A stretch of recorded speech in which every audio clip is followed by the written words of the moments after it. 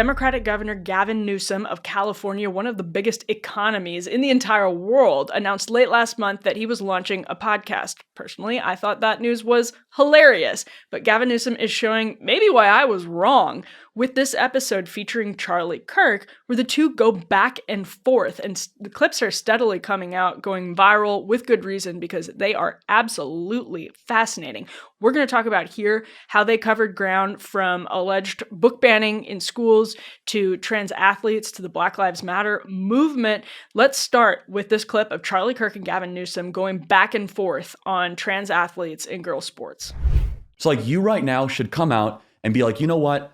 The young man who's about to win the state championship in the long jump in female sports, right. that shouldn't happen. You as the governor should step out say no. No, and I appreciate but like, would you do something like that? Would you say no men in female sports? Well, I think it's an issue of fairness. I completely agree with you on that. So that's easy to call out, the unfairness of that. There's also a humility and a grace, that these poor people are more likely to commit suicide, have anxiety and depression. And the way that people talk down to vulnerable communities is an issue that I have a hard time with as well. So both things I can hold in my hand. How can we address this issue with the kind of decency that I think, is inherent in you, but not always expressed? Okay, now let's take a look at this clip, which Gavin Newsom actually posted to his official X account, which is very interesting that he posted it to his official X account, given the way his podcast is playing in the news cycle, but about them going back and forth on alleged book bans, porn in schools. Take a look. How about the book ban stuff? On a serious note, 4,240 books or titles, libraries and schools were banned in 2023. Is that not, as a conservative? Well, it depends. I mean, I think we can both agree pornography should not be taught to 9-year-olds. Fair point. Okay, fair. So that's a book ban. All right. Well, there were some other books. No. Bill O'Reilly's that book was the banned. Moms for Liberty contention. Time out. Yeah. Like, I agree on Bill O'Reilly. The Moms for Liberty movement that you made a big thing of was just no porn to 10-year-olds. Yeah, we agree. So those books should be banned. Well, okay. So what we should do right now is every California school that has porn in their library should be kicked out. Does that include the Bible? Ban. Well, I wouldn't say the Song of Solomon is porn. No, but I mean, some have made that point. Is that a fair point, or is it offensive? I don't think that's fair and as at a man all. of faith, and I deeply admire that about you. Thank you. Sincerely. Yes, but no, I mean, again, the Song of Solomon is rather risque. No, it's but very, what we're talking about in these books is not just the words, it's also the images. And again, your audience can look at the images themselves. Okay. It's highly graphic. But again, it seems a banning binge. I mean, at next level, sort of cancel culture. But why do you think moms are doing that? Do you think it's because they want to have mind control, or do you think that they have come across incident of highly provocative material? I love moms, but this moms, I mean, we don't have to get into Moms for Liberty. It seems you brought up the book bans, though. I mean, deeply organized for a larger agenda, but that's my humble opinion. No, but let me just, kind of complete the point. Is that it's easy to just call it kind of a book ban, but when you actually have to read some of these books, it will take your breath away of some of this stuff, right? You're like, okay, we're teaching a 10-year-old how to put a condom on. I know, I just have a problem with, who the hell is going to decide that? Government? I mean, Ron DeSantis is going to decide what I can read or say in the boardroom, in the classroom? This is the exercise of politics, though. Yeah. The exercise of politics is the highest form of community because it blends morality and sociability. So what we do is we have discussion and elections, and we have boards and commissions, right? And we as a people say, okay, no porn for 10-year-olds. Yeah. And that's politics, right? So when Gavin Newsom posted that clip to his X account, it was with the quote, "No one believes pornography should be taught in schools, obviously, but that's not why 4,000 books have been banned. The Republican Party has been on a banning binge." And you know why I find that very funny? Because the way that this podcast has been treated and I think rightfully so, in the media is sort of like this post from Richard Hanania, who says, basically, Gavin Newsom tells Charlie Kirk that he's against trans women in girls' sports. He also denounces Latinx, admits BLM is corrupt, and calls defunding the police lunacy. This is Republicans' greatest nightmare. He posted that with an excerpt from a Politico article about the podcast and what is ostensibly a rightward attack from Gavin Newsom. But that's where Newsom coming out and posting that liberal red meat about book bans to his X account while he's getting all of this attention for allegedly attacking right is, I find, fascinating. It's actually not so interesting that he's starting to have these conversations about maybe Democrats going way too far. Like he says, quote, "I revere sports, so the issue of fairness is completely legit." And I saw that the last couple of years. Boy, did I see how you guys were able to weaponize that issue at another level. I'm not entirely surprised that an ambitious Democrat has looked, and someone who clearly has ambitions beyond the governorship, pretty clearly wants to run for president, has looked at the cultural climate, has looked at electoral results over the last 6 or so months and polling over the last 6 or so months and said, there's a vibe shift. If I want to win higher office, if I want to get more and more attention from donors and from journalists, I'm going to have to do something different. I'm going to have to shift. So that's not surprising at all, to be honest. I don't think it's particularly brave after Donald Trump won in 2024 to suddenly change your perspective on this. There's, of course, going to be backlash on the left. It's already happening to Gavin Newsom. But I think one of the big lessons that people have learned in Democratic circles, or maybe that they should have learned in Democratic circles recently, is that social media backlash is not representative of the broader population. It's not representative of your voters. And if you're overly responsive to it, it actually makes you less appealing with the broader population, with a bigger pool of voters. So again, I don't think it's particularly brave. I think he's going to get people, again, like Richard Hernani is saying, quote, this is Republicans' greatest nightmare.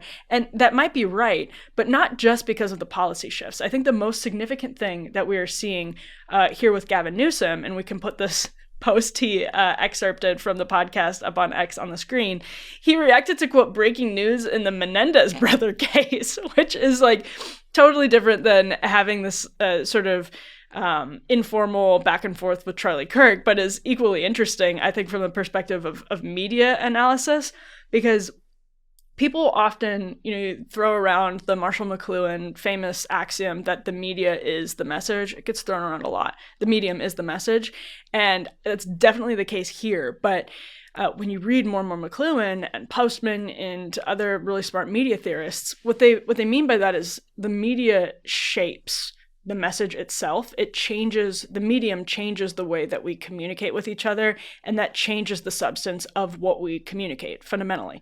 And so what Gavin Newsom is doing here is not necessarily changing his policy prescriptions. He's changing the way he's talking about them. But what's really important is that he is trying to look authentic. That is the number one thing that Democrats have continued to miss about Donald Trump. At the joint address this week, we talked about it here, Democrats held up the most impotent messaging rebuttal attempt that I've seen in a long time, which was these cardboard paddles that said false. Every time they thought Trump said something wrong, they wanted the cameras, for some bizarre reason, to see them holding up a bingo paddle that said false. And what this continues to not understand, even the little bingo paddles that said Musk steals or Musk lies, something like that, what that doesn't understand is, for so many people, that is baked into the cake of MAGA. That is something they are willing to swallow or tolerate from Donald Trump because they think Democrats are worse. When you have a climate of institutional trust at record lows across the board, like it is in this country right now, what will win out is authenticity, especially in this media climate where nobody trusts the press. What is going to win out over and over again is people looking like they're coming to the table in a trustworthy way, even if you disagree with them. So people, if you go and talk to a Trump voter and you say, Donald Trump, he lies. How can you support a man who lies? What do you mean? Because Kamala Harris lies too. At least I know or have a good sense of when Trump is lying and telling the truth. With other people, they're robots. You can't actually tell if they're ever telling you the truth. But with Trump, he speaks contemporaneously. He's, sort of impulsive and capricious, and with that, you at least have a sense of transparency and authenticity. And no Democrats, their farm team has been brought up over the last 10 years as being responsive to this professional managerial class on social media. That's where their donor base was. That's where the media was. And so they now have to unlearn that, deprogram that. And the first step is admitting you have a problem. So Gavin Newsom has not only cleared that first hurdle. He's done the first step. We've seen other Democrats do that too.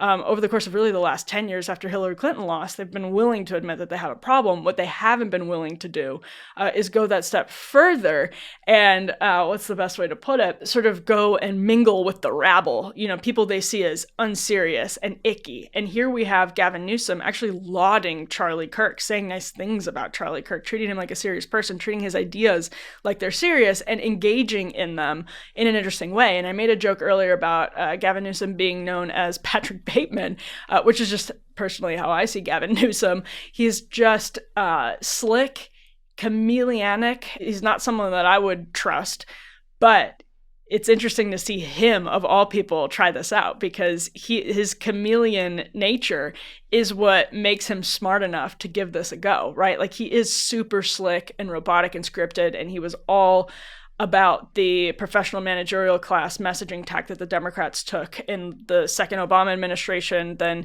into the early part of the Trump era when everyone was resisting, and really just until the last couple of months, until Trump surprised everyone and had that vibe shift moment when he won in November and the culture seemed to follow along with him. Gavin Newsom is just smart enough to know, not just that they have a problem, but that this is how you would address the problem, right? Like, the best contrast with this is Kamala Harris on Call Her Daddy. Kamala Harris was smart enough, her campaign was smart enough, although it's not brilliant at this stage of the game, but they realized that they had to, like, hit the podcast circuit. They flirted with the idea of doing Joe Rogan, but we've talked about this here. I mean, Kamala Harris goes on Call Her Daddy and is a complete robot. Nobody thought that was authentic. It wasn't like her unfiltered, this like raw version of Kamala Harris. She went on Howard Stern, I think, too, and it was the same thing. She's not capable of coming across as authentic. And, I think on paper, going on Joe Rogan, great idea. In practice, it would have been 3 hours of Kamala Harris desperately trying to stay on script, even when she's trying to look unscripted. So that's the question for Gavin Newsom is, and Gavin Newsom and anybody who wants to follow in the footsteps of Gavin Newsom, can you convince people that you're not a robot, even as you're trying to look unscripted? Like, can you really look like you're getting off script? So I think what Gavin Newsom did here is hugely consequential. I don't think any of the analysts are wrong to think that. People who, I don't find it surprising, but I find it hugely consequential, and for reasons that are a little bit different from just this simple narrative that he is tacking to the right. He's talking in a way that makes him look like he's tacking to the right. I don't know if it's going to translate into policy, and the book ban tweet, that's why that one is interesting, because it's sort of like he's trying to have his cake and eat it too, which Trump has been able to do in some cases. But can he actually sort of throw off the filter? That's the thing with Trump. Like, he does say one thing and then says another thing, and that in a way almost makes people see him as more authentic, because they're like, well, I know when he's being a politician. And can Gavin Newsom do that? I don't know. But for Democrats, this is at least a huge sign that someone is blazing the trail. They like know what direction to go in, and they're blazing that trail. And so maybe other people can follow in his footsteps. This is actually, if he doesn't get buried, which I doubt he will, because he's so powerful and popular in elite Democratic circles, and they're in such dire straits. If he doesn't get buried and walk some of this back, it'll be a really big starting point for Democrats to actually start competing with the Republican Party in the Trump era. So thank you for watching. Make sure to subscribe on YouTube, wherever you download your podcasts, and over at undercurrents.tv, you get all kinds of premium content if you sign up. It's $1 for your first month, and you can get paywalled episodes, a special email address to communicate with us, and a weekly email from me. Thanks for tuning in, and we'll be back here with more Undercurrents soon.